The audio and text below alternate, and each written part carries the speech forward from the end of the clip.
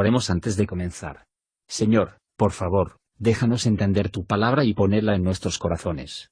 Que moldee nuestras vidas para ser más como tu Hijo. En el nombre de Jesús preguntamos. Amén.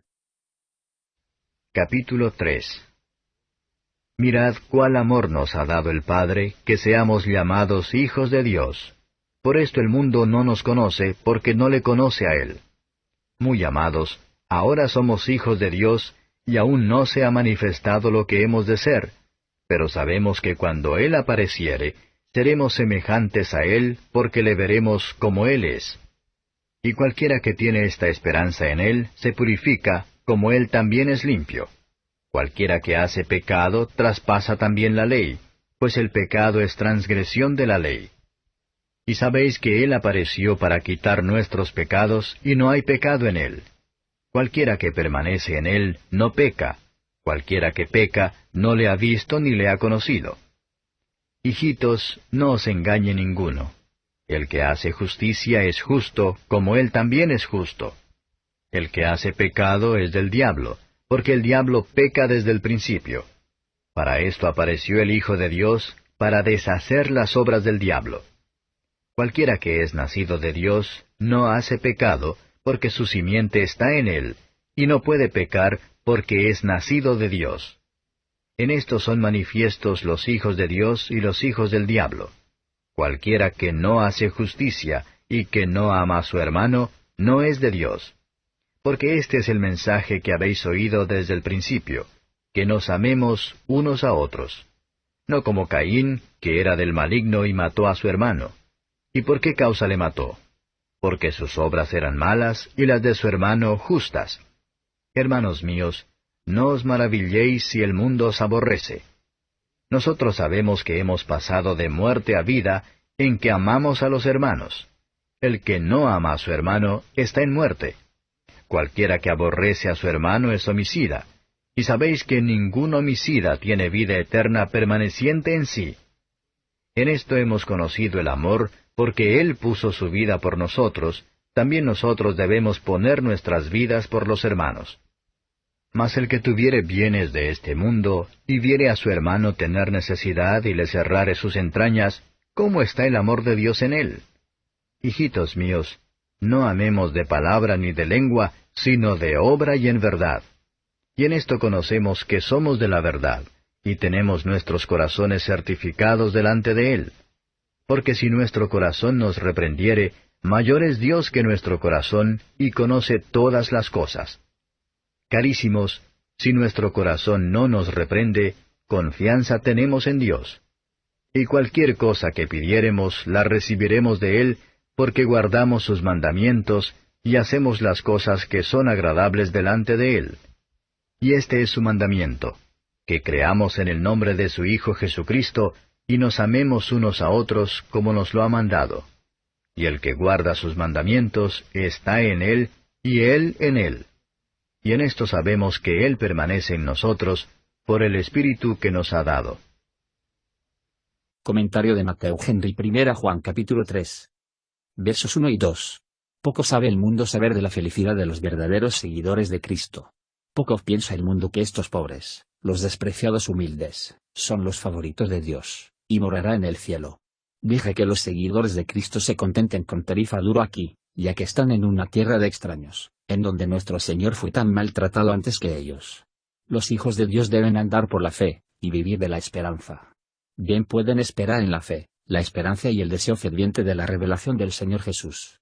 Los hijos de Dios se conoce, y se manifiesten por la semejanza con su cabeza. Ellos serán transformados en la misma imagen, por su visión de Él. Versos 3 a 10. Los hijos de Dios saben que su Señor es muy limpio de ojos para permitir que cualquier cosa impía e impura para morar con Él. Es la esperanza de los hipócritas, no de los hijos de Dios, que hace provisión para gratificar los deseos impuros y deseos. Que seamos seguidores de Él como sus queridos hijos, por lo tanto mostrar nuestro sentido de la misericordia inefable, y expresar que obediente agradecidos humildemente, lo que nos convierte.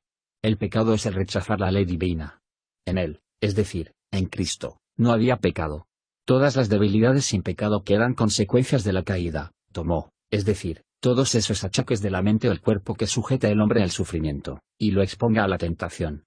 Pero nuestras flaquezas morales, nuestra inclinación al pecado, que no tenían.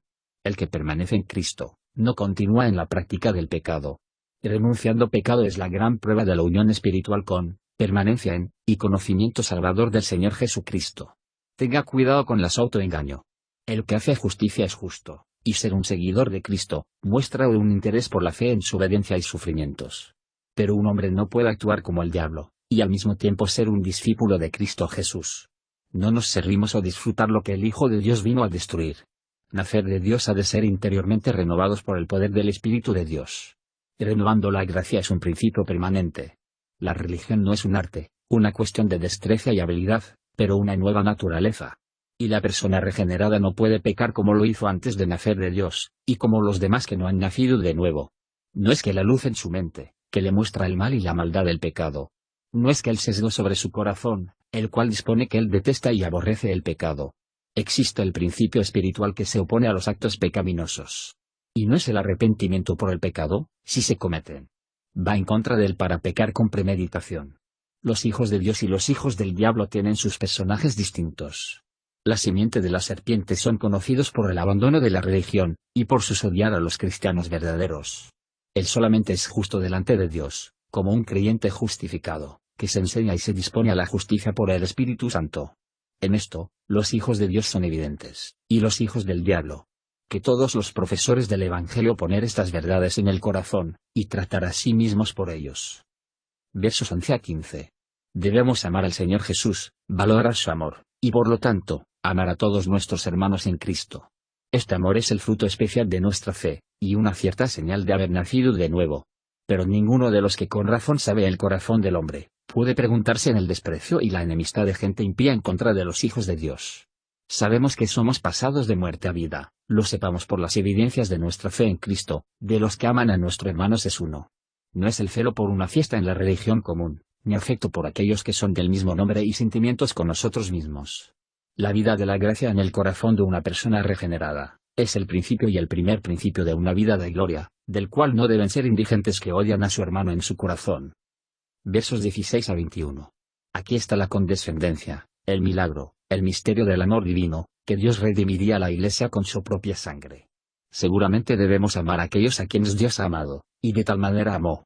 El Espíritu Santo, entristecido por el egoísmo, dejará el corazón egoísta y sin consuelo, y lleno de oscuridad y terror.